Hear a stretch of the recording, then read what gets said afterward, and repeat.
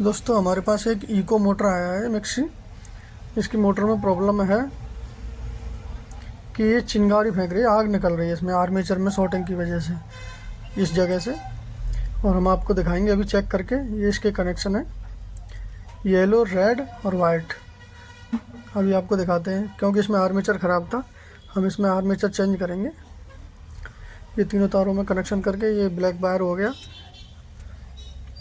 चलिए देखिए इसमें हम कनेक्शन करते हैं। इसमें हमने कनेक्शन कर लिए हैं, अब आपको दिखाते हैं चला के। ये देखिए किस तरह से इसमें आग जल रही है चलाने में, ये देखिए। तो इसमें आज हम आर्मेचर चेंज करेंगे। हमारे चैनल को सब्सक्राइब कर लें।